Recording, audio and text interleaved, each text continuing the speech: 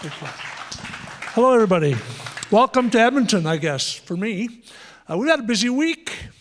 Lots of you guys may have seen the video that we put out yesterday where the guy brought a bullet in my store and said, hey, this is for Mitch. Actually caught him. He's being charged. So, I had 50 at least calls yesterday from people in my area telling me I know who that guy is. So as a consequence to that, the police have a hold of him. He went to Lloydminster yesterday and said, hey, there's a misunderstanding. I said, I don't know how you can misunderstand that. He terrorized the girls behind the counter. The one was so scared she wanted to quit, and she was probably my best till girl I've had for years and years, but she actually decided to stay. So I'm very happy that she did. So as a consequence to that, he terrorized the girls. I was not in the store. And he tried to say that that was a plastic bullet that he used. And he brought it in the store today. He gave it to the RCMP, and they went and they brought it to one of my girls there, and she said, hey, I'm a hunter. I've been in this store for years. That's not a real bullet. I know the difference. That's not what he had in his hand. So they went back to the video, and of course, she was correct. Do you agree that the province of Alberta should cease to be a part of Canada to become an independent state? So let's understand something about that question. That question is directly out of the Clarity Act. We already had a question that was, they refused, basically. So we took that question right out of the Clarity Act. That does not mean become a 51st state. All right? I've been to Washington. Actually, we had a press conference before. It wasn't a secret. We went and talked to them, and they made it very clear that it's very hard, even from their side, to make that happen, because they have to get 70% of support in both houses, and they said the Democrats would never agree to that. And from their perspective, as Republicans, they said that the Democrats would want D.C. and Puerto Rico added as U.S. states, and they would never agree to it. So it would be just good for everybody to understand that it's a very hard process.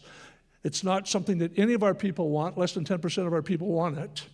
And I think it's a moot point. All right, so what about that guy from Edmonton across the floor? How the heck does that work? We're going to have our first unelected majority. They keep that up. I don't know. I actually am quite shocked that that's happening here in Alberta, but we live in interesting times. All right, we desire, and every Canadian desires, that the great trade of the prairies shall go to enrich our own people in the East, to build up factories and the workshops of Eastern Canada, and contribute in every way to its prosperity. I got some bad news for you. That's never changed. We are and have always been a colony of the East. And I'm going to make it very clear to you before I'm done. So this is how it started in 1904 when they annexed Alberta. There was never a vote. They annexed Alberta. Screw the West, we'll take the rest. We've always been in a business arrangement. Every province combined in a buying group should make every other province better off. As a cumulative, you can buy better. You should be able to help each other earn. However, that's not the way it works. How this works is this way. Screw the West, we'll take the rest. They don't need our votes. They don't need Alberta's seats, and they behave like it. If you were in a business arrangement with a group of people that actually even said that, never mind we're doing it on a day-to-day basis, would you stay in it? Is my question. And in 1980, Marc Lalonde, the Minister of Finance and author of the National Energy Program, said, we could not let Alberta become the center of economic power in Canada. And I want to ask you, why not? If we're all on the same team, the capital could stay in Ottawa, and we could produce oil and gas to the benefit of every single Canadian, not just Albertans. Why would they try and shut our oil patch down? I just don't get it. From a purely business perspective, I don't understand that kind of thinking. Ottawa. Can you play that, Benita? Ottawa Right, overtaxing so us. telling us here I mentioned that at the beginning of the evening, that we have our program costs are 70% of all tax dollars. We only collect 40%. Ottawa collects 60%, and then they use political. So it's actually a $47 billion Ottawa surplus, overtaxing us. Sounds better coming from her than from me. And I've had multiple meetings with the Premier, and I asked her in actually September, at the end of September, I said, I noticed we didn't get any major projects from Ottawa. Why? Everybody else seems to get them. Why did they not give some to Alberta? The most disgruntled province in all of Canada, and they made zero effort to give us anything at all. And why would they behave like that? I don't understand. Look at BC and look at Quebec and Ontario. There are lots of major projects, but none for Alberta. Doesn't that seem a little bit out there to all of you? Like if you had a province that was the literal engine of the country, had trillions of dollars in assets that would benefit the entire country, why would you do it on purpose to antagonize them? Because that's what this did. All right, so what else? How else do they antagonize Alberta? By blocking pipelines, tanker bans in the West only. Everybody in the room understands that 1 million barrels of oil a day come into Quebec down the St. Lawrence with the very same boats. But we can't have those boats going on the West Coast and block oil and gas investment. And just understand that by blocking that investment, that doesn't mean that that money doesn't get invested. It just doesn't get invested here. Like, right? They take that money somewhere else and invest it. And the carbon tax, which was ruled illegal in Alberta because it increases cost of production. And what do? The Supreme Court upholds it. I don't understand. Nowhere else in the country, and literally almost nowhere else in the world, do they have carbon tax. None of the big oil-producing nations have carbon tax. And we give Ottawa $47 billion every single year. That's $40,000 per Alberta household. That's a one-way traffic. That's after everything comes back here. Nearly 3/4 of the Senate is appointed on Trudeau's advice. At the time, that was a Justin Trudeau thing. On the Liberals' advice. They don't think like us, obviously. And Western Canada has a population of 11.7 million people and has 24 senators. Atlantic Canada has a population of 2.4 million people and has 30 senators. Alberta, with a population of 4.4 million people, has 6 senators.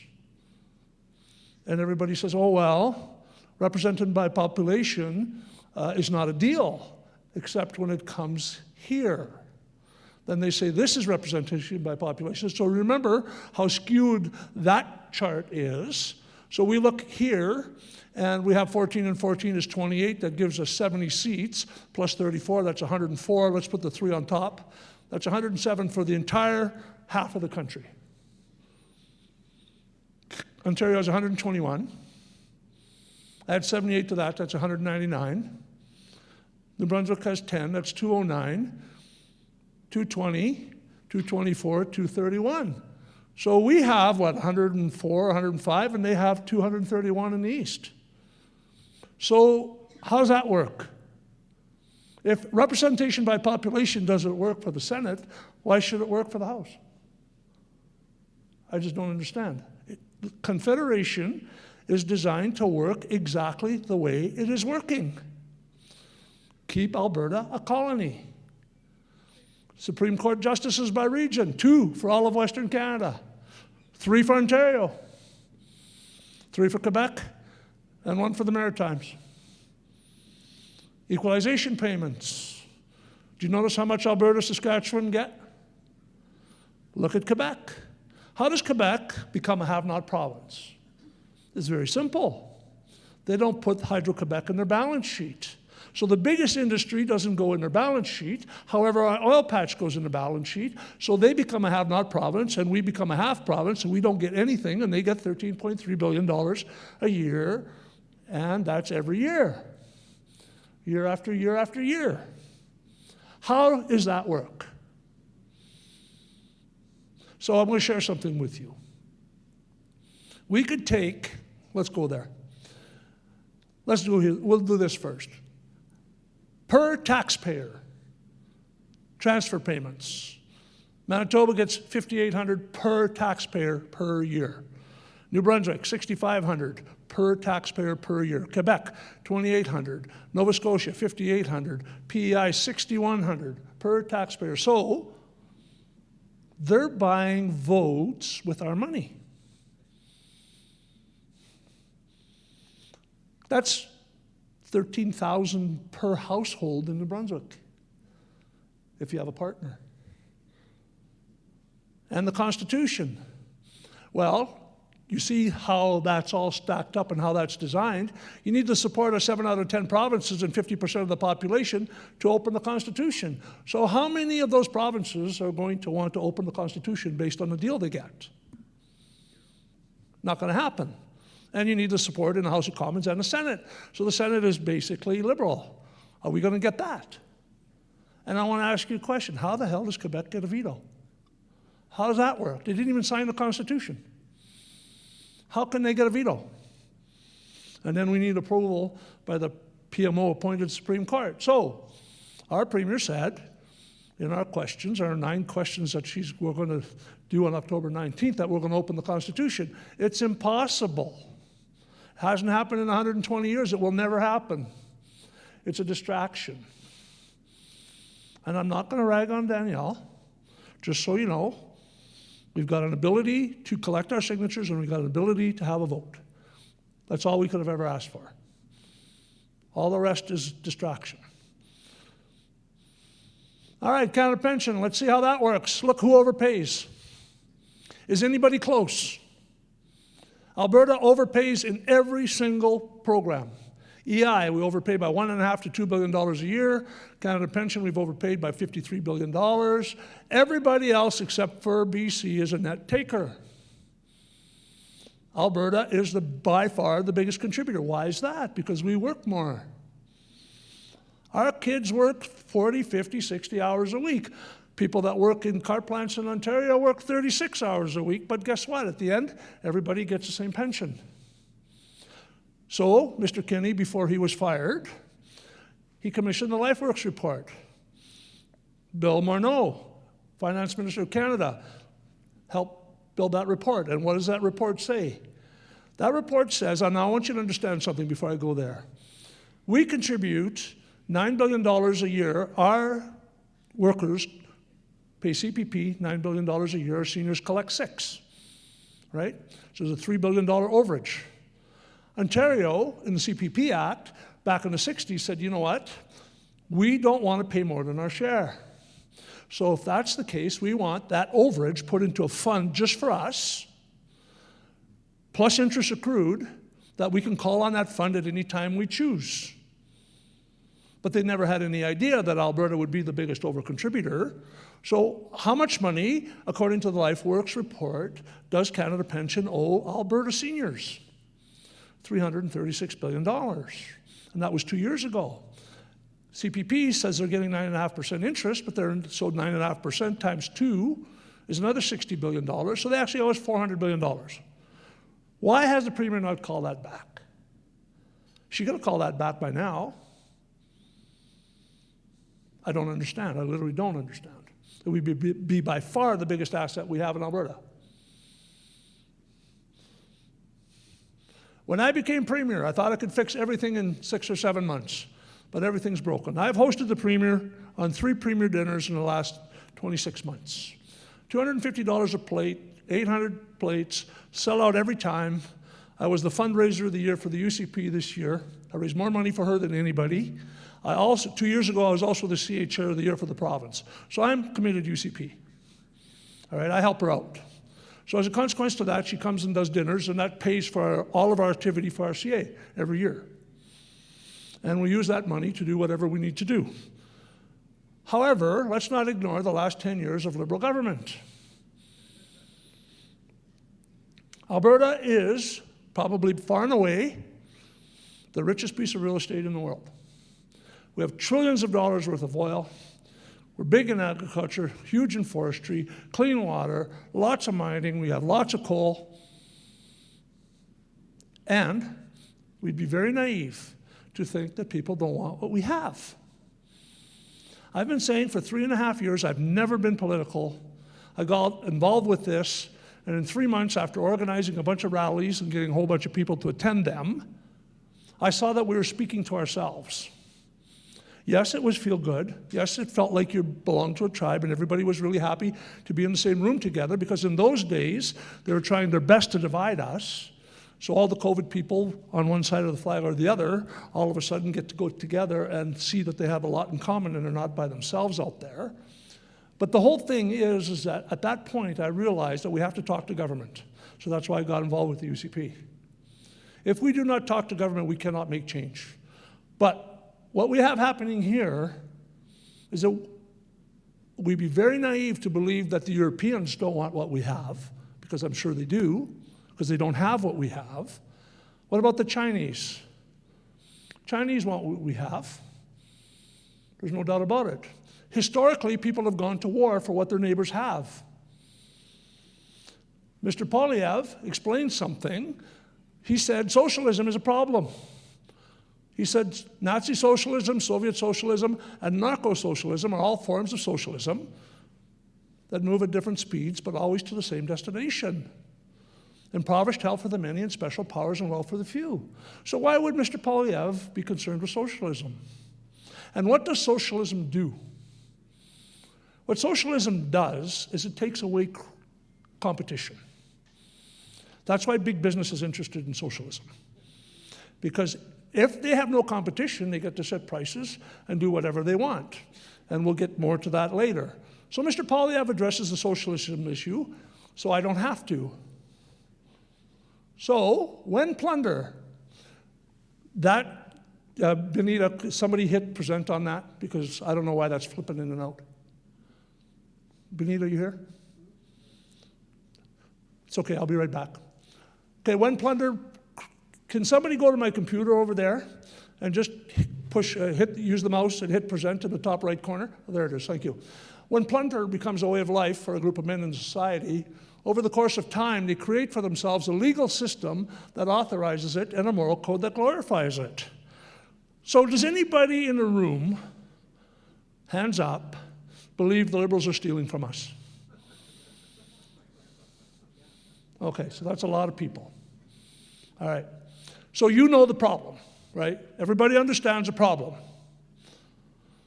An audit of $187 billion worth of Liberal infrastructure spending finds 20,000 missing projects. That means they were paid for but not built. 20,000 of them.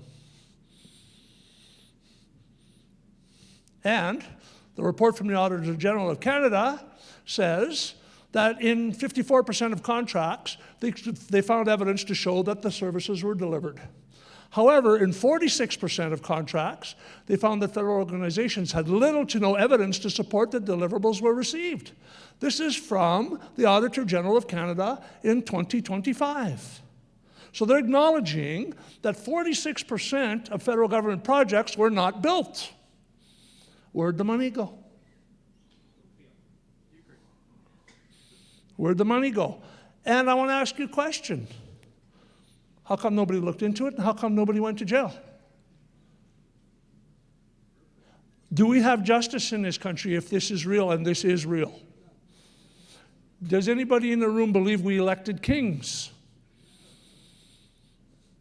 So if they're above the law, and they're clearly above the law, are they kings? Mr. Gilbo, accused of siphoning $254 million into his own company, he still has it.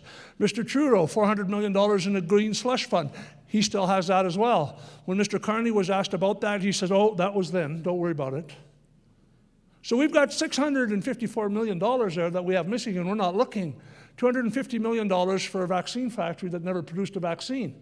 We're at $1 billion. Does anybody in the room remember when that federal MP had to resign over ordering a $16 glass of orange juice? That's how far we've come in 10 years. How many ethics violations does Mr. Trudeau have? 82. Those are all crimes. An ethics violation is a crime. And when you catch them, Rivecan was a $75 million scandal. What did they do? The judge sealed it for 75 years. What's that all about? So the judiciary is in on it too. How can Alberta negotiate with those people? They're criminals. Plain and simple. How come nobody's looking into any of that? Because they don't want you to know. Mr. Trudeau spent $11,000 million on overseas gender programs. Does anybody believe that? Does anybody believe that he spent $11 billion on overseas gender programs? Well, let me share with you something that I'm not sure, but I think this may happen. He would go to the president of a country and he'd say, you know what, I'll give you $1 billion. Give me $900 million back. And what do you think would happen? That's money laundering, is what that's called. It's out of the country and they can't find it. But you know what? I want you to understand something. That's borrowed money, right? That money's borrowed money because you're running deficit budgets every single year. So you're going to pay interest on that money, and I want you to understand something. Who the heck are we paying the interest to? They write a number on a piece of paper, and I don't know the answer to that. I'm just asking you. I got a feeling I might know. But why are we paying interest on that money? Foreign interference is the greatest strategic threat facing Canada, says CSIS. That's our FBI. So what are they interfering in? Elections. Trudeau must reveal which 11 federal candidates China reportedly aided. Has he done that? Did he do that? Of course he didn't do that. Why? Because they were all liberals. Right? And if that's the case, and this is what he said, and I remember him clearly saying it, well, it didn't affect the outcome of the election anyway. But how do you know? Because they did it before the results were in, right? He won the clearest majority with like 35% public support. You remember that? You have to have some pretty well-placed votes to win a national election with less than 40% support. But he couldn't find these people, or he wasn't interested, so I found one for him. This is Nancy Ng. She's a cabinet minister. She had a failed subsidy program that gave away more than $130 million on the promise of promoting business startups. It never happened. And they're asking her, where's the money? And she said, I don't know. She never went to jail. And 120,000 mail-in ballots were uncounted. Do you remember how close that last election was? This is the last election. Do you remember how close that election was? Some seats were like one vote. But they don't care about election integrity. So what does that do to our system? If we do not believe that we have integral elections, do you have any faith in the system at all? And I want to ask you a question. Will we ever win another government if these people are controlling it?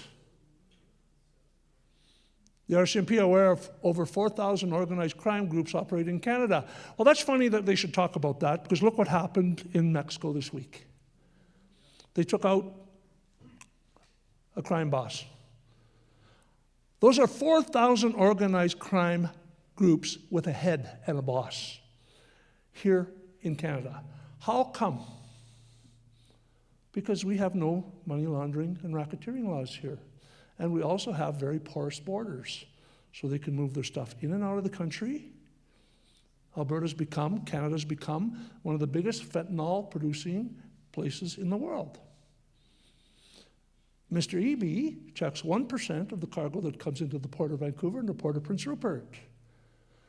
So as a consequence to that, the door is wide open for fentanyl production.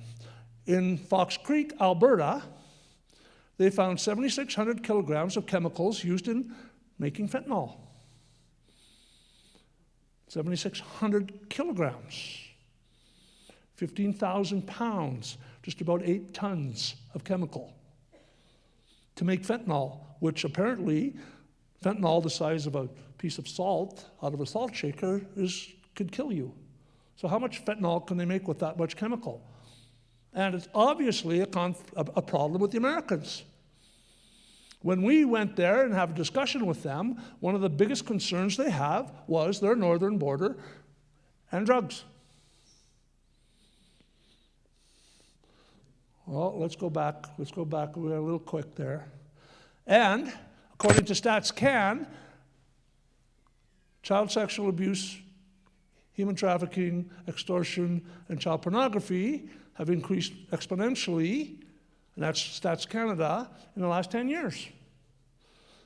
All of those things are organized by organized criminals. Identity theft, firearms crimes. We'll get to that in a minute.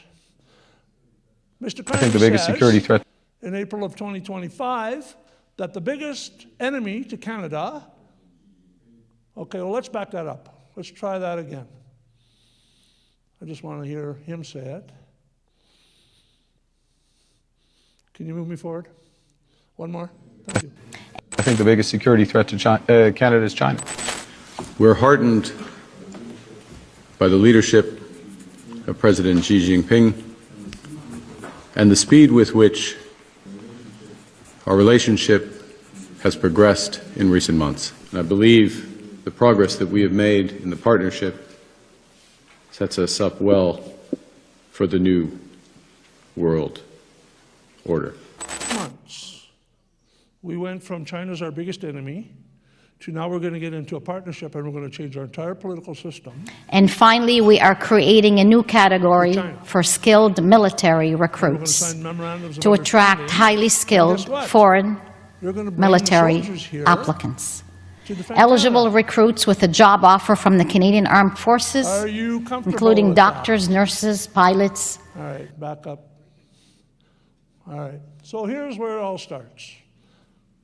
In 2015, Mr. Trudeau said, there is no core identity, no mainstream in Canada, and consequently that makes us the first post-national state. What's a post-national state? New World Order. 2015. Right? Do you believe that Albertans have no core identity? We're hardworking, we're industrious, we're producers, we're intelligent, we're capable, and we work hard. We work more than anybody in Canada. That's a core identity. We're proud of what we do. We're proud of our jobs. In 1954, there was a statute in the Criminal Code of Canada that said it was illegal for media to lie to the public. However, in 2019, Bill C-39 was voted on and passed in Parliament to remove it. So it's legal for them to lie to you. So why do they want to lie to you, is my question. They're supposed to be on our side. Lying to you shouldn't even occur to them. This slide gets me in trouble. But it's not about the immigrants. This is 2015. The very concept of a nation founded by European settlers is offensive to me. Old stock white Canadians are an unpleasant relic and quite frankly replaceable. And we will replace them. So we're not mad at the immigrants, let's just be clear. They came here, they're coming here for everything that I grew up with, everything that I had. Freedom of religion, freedom of speech, work hard, you can end up with a really good life, and people are basically going to leave you alone. You're not going to be any trouble from your neighbors and everybody else, because that's the way I grew up.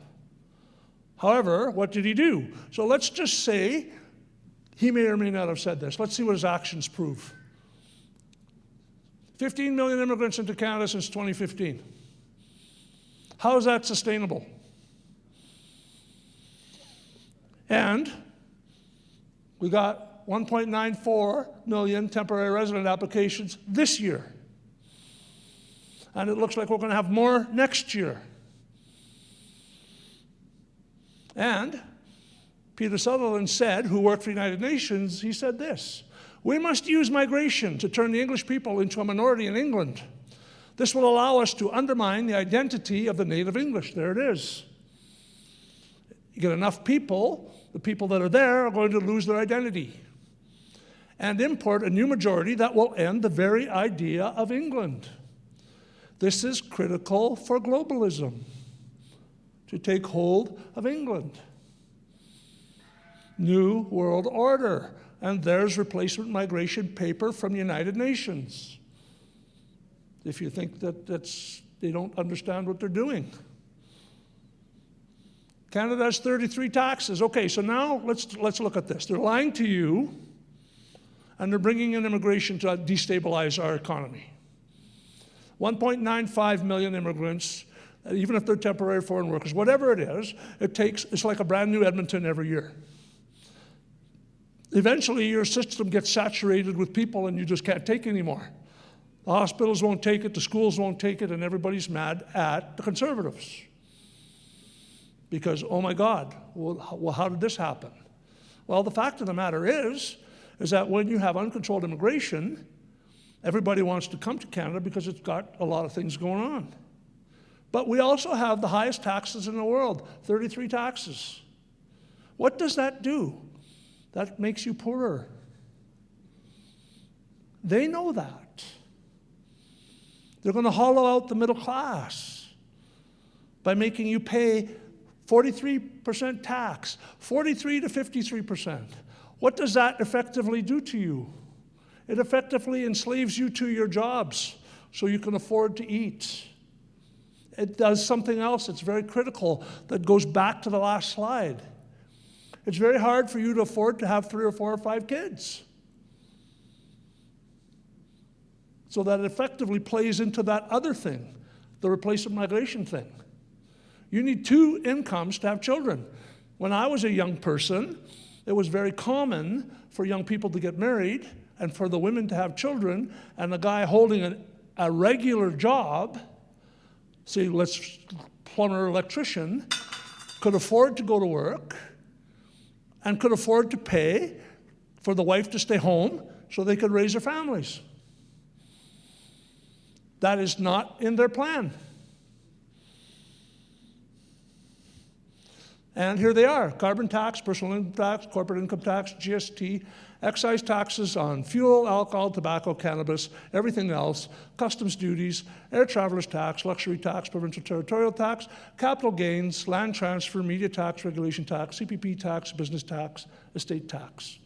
Look into the estate tax. You can't even give it to your kids. They charge you 50 to 60 to 75% on estate tax. And inflation. Every year, they print more money than they need. Every year, government expands. As a consequence to that, they need to print more money. Mr. Trudeau in 2021 printed $328 billion. Mr. Trudeau spent more money than all previous Canadian prime ministers combined in his tenure. $328 billion without an audit. How does that work? So this is what happens with inflation. If you double the effective money supply, the money that you have goes in half. So for example, let me be clear here. Everybody's bought groceries. Everybody sees a $100 bag of groceries used to cost $50. But let's use an example from my store. A box of Remington Corlock 30-06 ammo that was $29.99 for 20 years is now $65. So the same box of ammo does the same, unchanged, now costs you 60 or 65 bucks. Used to cost you $29.99. So if you multiply that by everything, you understand that it costs a lot more to live. So what we've got going on now, we've got inflation, we've got replacement migration, they've changed, they're lying to you, and they're taxing the hell out of you. And I guess they're not interested in allowing you to pay it back because they cap oil production. So they borrow all this money year after year after year, and they don't want you to pay it back. They took the cap off of oil production. Guess what they just did? They signed that memorandum of understanding with our premier and increased the carbon tax 6-fold. So they just moved it over, right? They just took it from one place to the other. And if you were in a business relationship and you had just borrowed a bunch of money to expand your business, you would have to find a way to pay it back. So what they're doing is they're actually doing the opposite. They're crippling you, so you cannot pay it back. And if you think I'm kidding, Germany and Japan came to Canada with hat in hand and asked them if we would sell them natural gas. And what did Mr. Trudeau say? It's not in our business plan. How can you say that to them? It would be the equivalent of somebody coming to me and saying to me, Mitch, I want to spend $4 to $5 million a year in your store for the next 35 years. And I would say, no, I'm sorry, it's not my business plan. That's how ridiculous that is. Because Germany and Japan pay their bills. They went to Qatar and bought that. They didn't do without. Right? They spent the money somewhere else. But it's not in our business plan to keep our people employed, our kids working, and our GDP going up. And here we go. Production cap is not a cap on emissions. It's ultimately a cap on production and Canadian prosperity, on jobs, on GDP, and on our wealth. And let's talk about the tanker ban. We discussed it briefly. Quebec imports 1 million barrels of oil a day at $70 US a barrel. $70 million a day is what they send somewhere else. And we give them $13.5 billion a year. How's that work? How do we not support our own business? How is it not against the law for them to import oil when we could easily supply it and already are supplying it for a lot of Ontario? That would create a boom. We would have a built-in customer, we would have stability, we could sell it at the same price that they're selling it at over there, be no problem. We could put our own people to work to produce our own oil to make us better off, and that's not a deal. How's that work? How does that work that they ban these boats on the West Coast, but they go down to St. Lawrence every day? And it's not about pollution, because Montreal dumps its sewage directly into the St. Lawrence without treatment. So it's not that, right? So they're not worried about the environment, because even if that boat sinks, I got a really funny story for you. Most people won't believe this, but neither did I, but I know it's true. I have a friend who works in the oil reclamation business, all right? He was telling me one day that he had a pipe burst and oil basically covered a half of a tree farm. Half of the tree farm. One half had oil all over the ground, and they stopped it, and then the other half, it never went there. So he went and talked, this is a tree farmer, he went to talk to the tree farmer, and he said, sir, do you want me to take that oil off the ground? And he said, well, of course I do. He said, but sir, I want you to understand something. That oil is the best fertilizer there is. He said, your crop will grow exponentially compared to the other side. And he showed me pictures. 2 years later, the trees on the oil side were twice as high as the trees on the other side. Little known fact about oil. How about that? Also, I go fishing in the Richardson River, which is north of Fort McMurray. You can reach into the bank and grab the oil. It's in the sand. You can literally reach it and pull it out. Best eating fish, not toxic, water's crystal clear. Just saying, FYI. That's the eye test. And this is all based on this. The carbon taxes cost Canadians billions of dollars over 5 years, hurting the economy while reducing CO2 emissions by 11.9 gigatons. China produces 11.9 gigatons of CO2 every day and a half, and the coal comes from here. Right? The only port in North America that ships coal is Vancouver. And I want to ask you a question. Do you believe that it's possible that they're using the fact that it's dirty to get our coal at a better price? 100%. And does that CO2 stay over top of China? Blows all over the place. So they're not taking it very seriously. They don't pay carbon tax, by the way. And neither does the USA, neither does China, neither does Russia, neither does Qatar, neither does Saudi Arabia, neither does Venezuela. Nobody pays it but us. How come we're the only one with the carbon tax? Because they want to keep our oil in the ground. Why? The demand for oil is going up every year. These are the countries, back one. These are the countries that pay carbon tax. None of those big oil producing countries are there. None of the big emitters are there. Alberta produces 4.6 million barrels of oil a day. We're $100 billion in debt.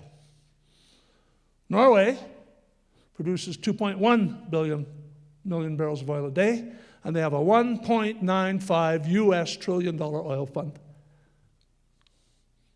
How does that work? Where's the money? They produce half as much as us, and they have $2 trillion, which would run the entire economy of the entire country of Canada. And nobody would have to pay 1 penny tax. How does this work? Where is the money?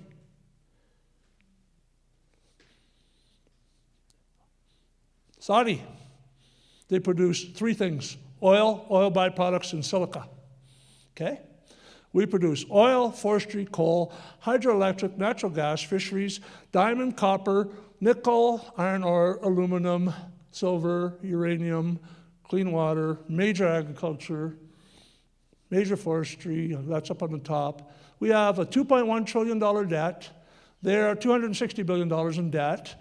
They pay no personal income tax. We pay 40%. They pay no sales tax. We pay 13%. They get a monthly check from the government, oil check, and they have free health care. How does that work?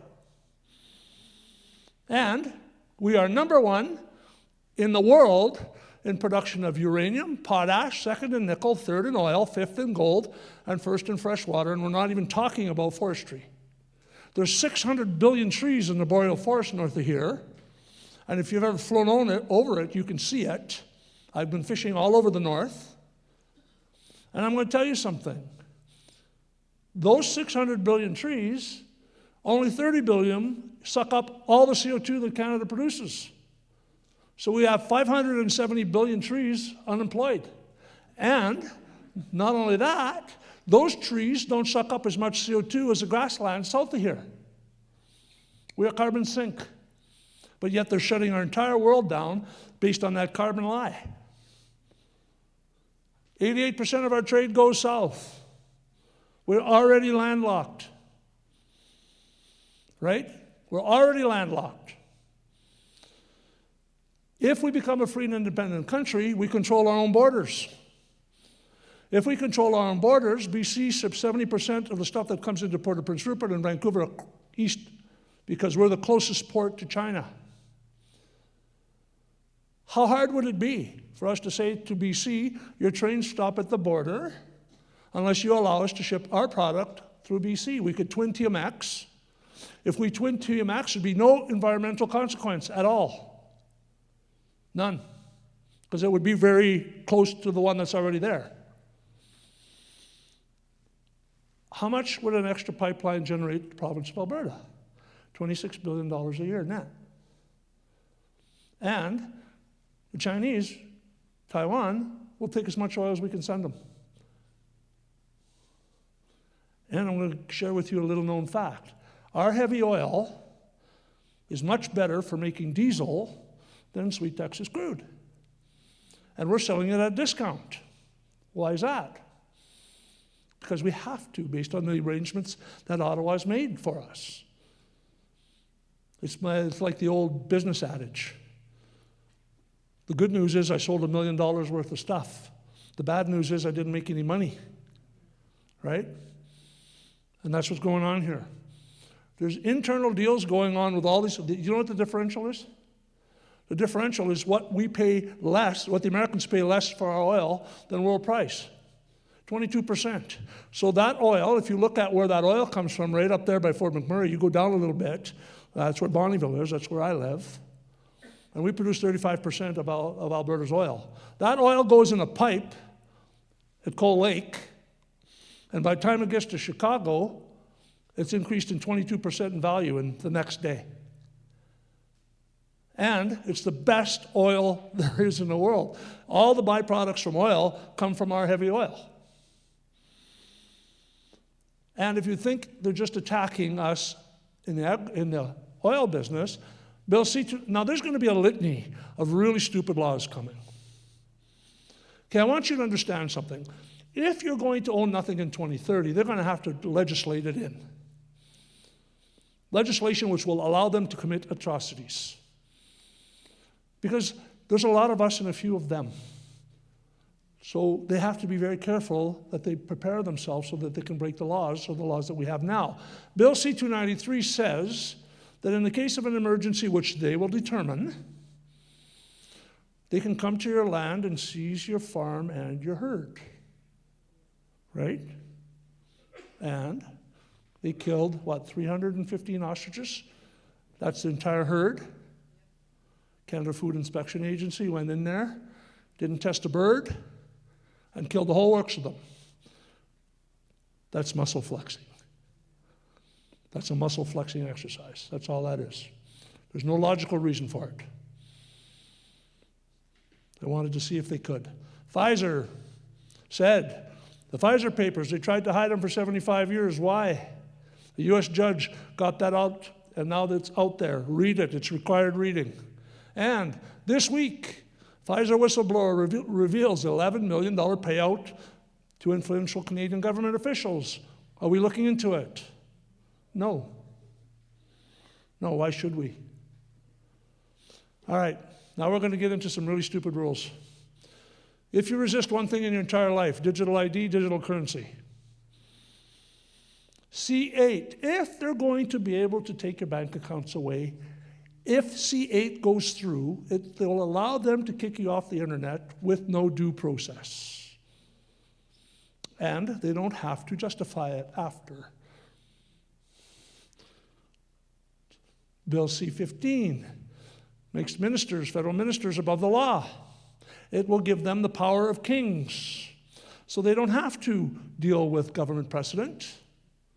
They don't have to worry, because they can make a determination of how things are going to work and live by it. So conflict of interest, not going to be a deal. Environmental, not be a deal. Lobbying rules, not going to apply. Labor standards, not going to apply. Privacy bias will not apply. Anything a minister administers, he can do whatever the heck he wants. There's a really good video on this on YouTube of a conservative MP talking to the gentleman that brought this in. And he said, yeah, it would be very convenient for us to do this. Unchecked power, the power of kings. Why are they passing these laws? Now, this is the one that I'm all bent out of shape over. Bill C-9, the hate bill. This is a very dangerous bill. It uses the concept of naming a group. Who would name the group? The Privy Council, the Liberals. So they would decide, for example, that everybody in this room is a hate group. Okay? So by being part of this group makes you guilty. And then there's an unlimited forfeiture clause, which you can do whatever they want to you. So let's read this. A political entity, the Order of Council, names a group a hate group, pursuant to 83.01. From there, the members of the group are all guilty by virtue of the possession of the symbol. Mark Miller, Liberal, in debate, names that the Bible and Torah as hate. So reading the Bible is now going to be hate.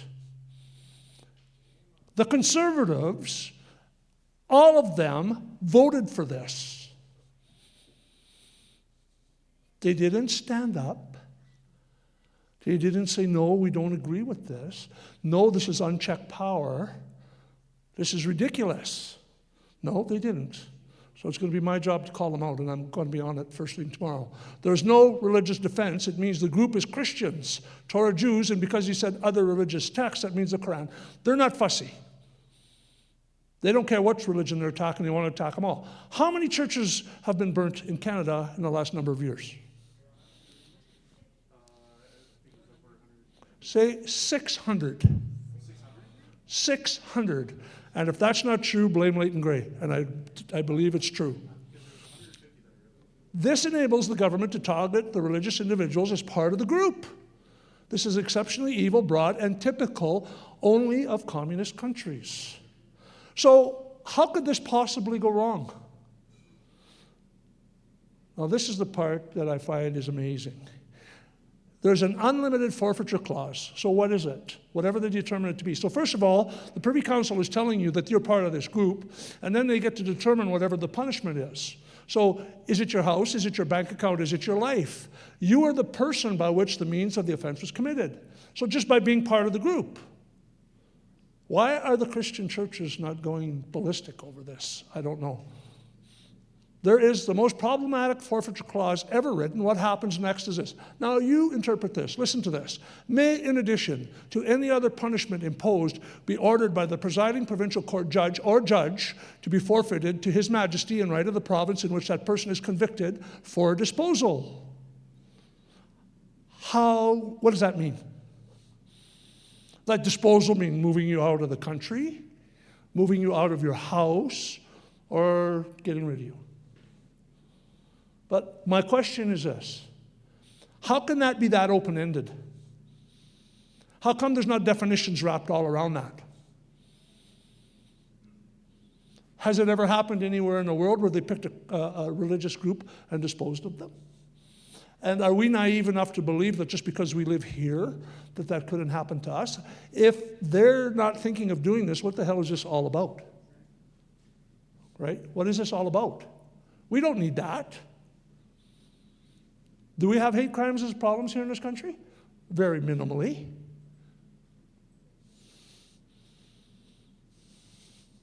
Socialism is precisely the religion that must overwhelm Christianity. In a new order, socialism will triumph by first capturing culture via infiltration of schools, universities, and churches. Has anybody noticed any of that going on? Are you afraid, as I am, of what's going on here? Because I'm telling you, and here, it doesn't stop there. Do you know what the red flag law is? Well, I'll tell you what the red flag law is. The red flag law says that if he tells the RCMP, that would be you, yeah, that I have guns that he doesn't approve of, they could come to my house without a warrant and seize all my guns. And then I would have to go to the RCMP and prove that I'm innocent. So what happens to countries after the citizens are disarmed? So they're setting that into motion based on all the stuff that's, and what are they using? All these mass shootings. They say people shouldn't have guns. Do you know that there's a group of people, a very identifiable group of people, that have committed 75% of the mass murders in the last 10 years? And did you see the RCMP? I'm not going to name it. I'll let you do the work. RCMP said, we're not going to pick on this particular group of people when they did that press conference with the Tumbler Ridge murders. Why are they doing that? Why are they allowing that? They know what's going on. They know these people. That person had her guns taken away by the RCMP, and they gave them back. Mother went to get them back, and who did he shoot first? Mother and brother. Right? Same thing happened in that arena in Texas.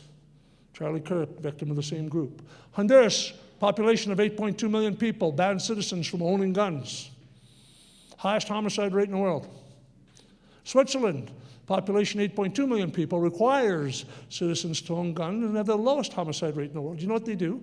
They train their young men and women to become soldiers, and then they send them home with their automatic weapons. Not pop guns like we have here, fully automatic military weapons. Actual assault rifles.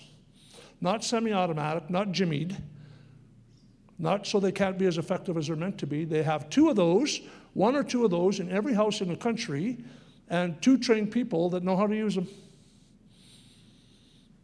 And guess what? Nobody gets shot there.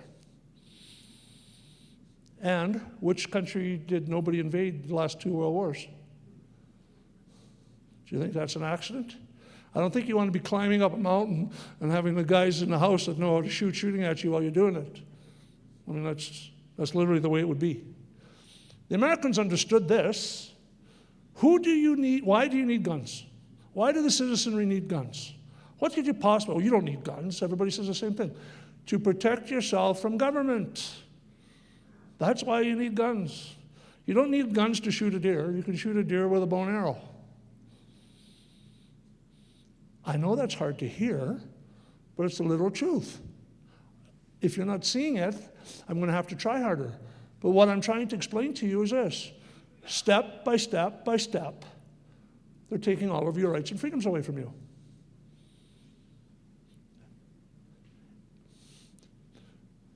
And we got the lowest GDP in the industrialized world. There is absolutely no way that we can have a 1.4% growth domestic product in 10 years unless you try here. You have to try to do that. There's no other way you can do that here in this country. They consciously suppress our economy. Ireland has 40% GDP growth in the last 10 years. What's Ireland got compared to Canada? And Mr. Trudeau, because he couldn't explain his $400 million and his $400 million green slush fund and his 82 ethics violations, hands the keys over to Mr. Carney. So first thing that happens is in May alone, $16.2 billion worth of capital fled Canada. Because why? Because they understand what's going on. Over the last 4 months, nearly $84 billion has left. That's our financial genius who's heading our country. And I want you to look down. What Carney ultimately wants is a technocratic dictatorship justified by climate alarmism. Do you know what the technocratic dictatorship is? It's big business, unelected business, running the country. Monarchs. In the early 1900s, the head of Germany decided that the people of the Congo needed to harvest all the rubber in the country for him.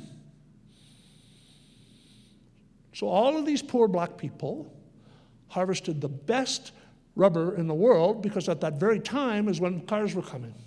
So they took advantage of those poor people and made them harvest all the rubber so that the king could benefit. Now I want you to understand something about these guys. They are people. They're all people. They put their socks on one at a time in the morning, and they're no different than you. So you have a decision to make. You have to understand that do you want them to have everything that you produce or 50% of it? So they're taking you and they're saying to you, well, I want you to go to work and you can give me half of what you earn. No matter what you do, you just got to give me half. If you don't give me half, I'll put you in jail. That's what they're doing to you. And that's exactly what they're doing to you, I guarantee it. So he wants a technocratic dictatorship, big business running the whole country like it's their own business, and all of you like you're their employees. And is that happening? Well, we talked about an industrial carbon tax, 6 times carbon tax, which is going to increase the price of production of a barrel of oil from $6 to $10 a barrel. And on top of that, the deal that our Premier signed, that memorandum of understanding, we have to have pathways, which is the right to be able to produce oil. We have to pay that price. That's going to cost us $20 to $50 billion to take CO2 out of the air, liquefy it, put it into the ground, very toxic. If it comes out, and they don't know where it's going, they're just injecting it into the ground, it increases production in oil wells. But what else does it do? If it comes up, it'll kill everybody in this room in minutes. That's how toxic it is. And why? Why do we need carbon-sucking machines in Alberta? We don't. It's nonsense. And our economy shrunk by 0.3%. He's doing it on purpose. He understands what he's doing. He's done this before in other countries. And he pumps $33 billion into bureaucracy. Why wouldn't he build us, just for example, let's a stupid example, take that $33 billion and build us a pipeline that would produce $26 billion a year for us every year for the next 50 years. The return on investment on that is pretty good. Instead, he puts it into bureaucracy. What do? Nothing. What they do is it's equivalent, if you have a housekeeper in your house, and then you hire 5 more, your house doesn't get much cleaner, and you haven't accomplished anything, you just increased your wages 5-fold. That's what bureaucracy is. They don't produce anything. They don't build oil. They don't raise cows. They don't put crop in the ground. They don't do what you do. He knows that.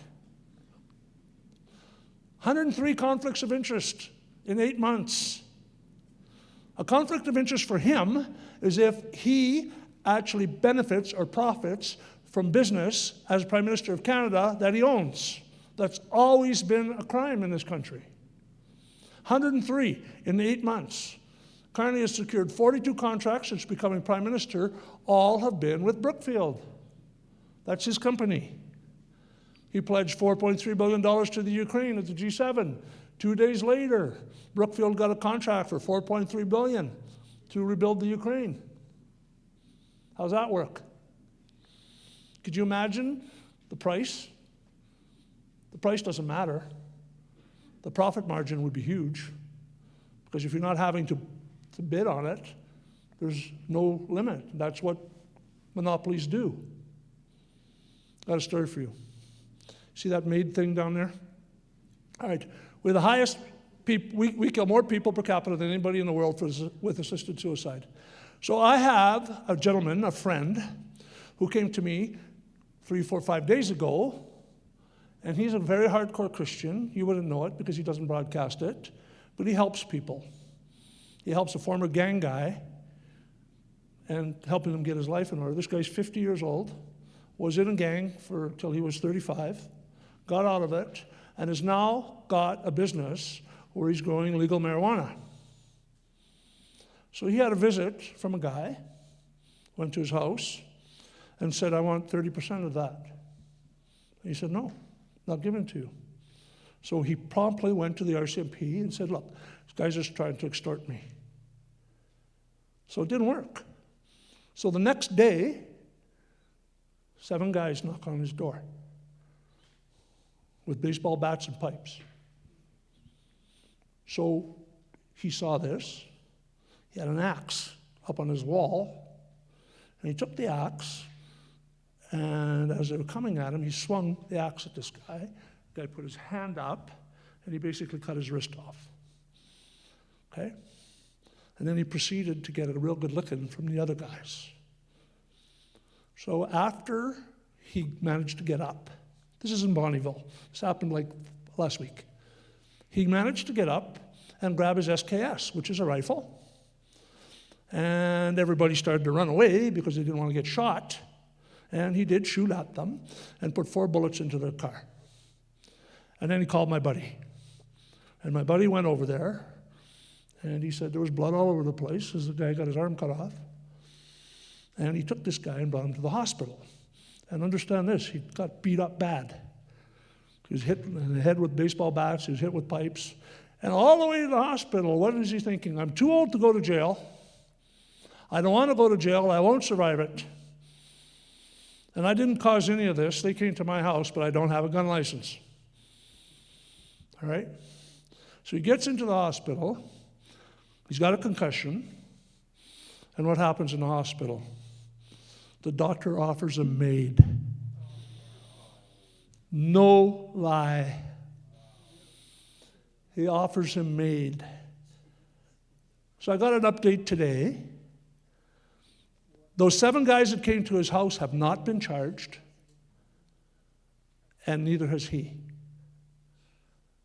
So I just wanted to know that leader, that gangbanger that lost half of his arm, that's still running around there, how's that going to work out for the guy that cut it off? That's where we are today. UBI, $93 billion a year. If in the Liberal government want to say, as a 16-year-old, you can vote. As a 17-year-old, you will get $2,000 a month guaranteed income. If they do that to seniors, what do you think will happen to the pension fund? They won't need it. They're going to say, hey, you don't need a pension fund, we're going to give you a raise, guaranteed UBI. But the problem is that can't last. Every communist country ever, that's their big deal. The Russians said, land, bread, and peace, and handouts, ended with gulags and 20 million dead. Mao said the Great Leap Forward, Iron Rice Bowl, guaranteed income, 45 million starved. Cuba, Fidel said, year of liberation, redistributed wealth. Citizens got ration books forever, and now they flee on rafts. Venezuela, Chavez did that. Basic income, hyperinflation hit 1,000,000%. You see the pattern? Every single time the government becomes the only employer, banker, and food source, the emergency conditions never expire. So we have a corruption problem. And we don't know the half of it. I really believe that's accurate. And the only person coming to save you is you. So this is what I need. I have a friend who's a soldier. He's been according to him, he's been in every shithole war in the last 20 years. He's been to 4 war zones. He was a sniper. And he presented with us at the Calgary event at the Big Four. And this is what he said. He said, for a soldier, the price of freedom is blood. That's the currency. So we have a path out of this. Because this is always in with a promise and out with a bullet. And we don't want anything to do with that. We have to do the work now. We have a path. The Clarity Act gives us a path to legally leave the country.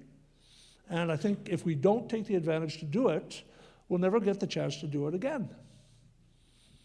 Because they don't want to lose $47 billion a year net income. And I've been told by some very powerful, intelligent people that you don't think that they're just going to let you walk away with Alberta, do you? And I think it's pretty hard to believe that they would. But my response to that is you miss every shot you don't take. So it's going to take a lot of courage. There's lots of people being threatened. We started the evening with talk of one of those. He's the second guy that I have charged with uttering death threats. Now they're both going to be going to court here just like right away. So we understand that there's going to be a price to pay for this. But I don't think it's going to be even close to the price we're going to pay if we don't pay attention to this. So this is what I want you to do, because this is what you can do. You can become a canvasser and go collect signatures. It's got to be too big to rig. That's the only way we're going to win this. We're going to win this by doing the work, going to talk to people, signing up your friends and neighbors, having one-on-one conversations, because that's what we have. We're a grassroots movement. And we've come a long ways. And we've got 6 months to get this done. And we're not close to 1 million signatures. Don't let anybody fool you. That's the other side lying to you so that everybody that's scared does not sign.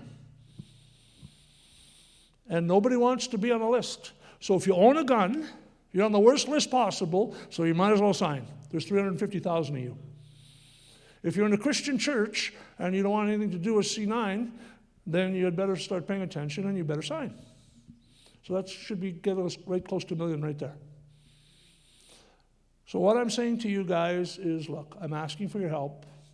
I'll stand right beside you. Away we go. Thank you.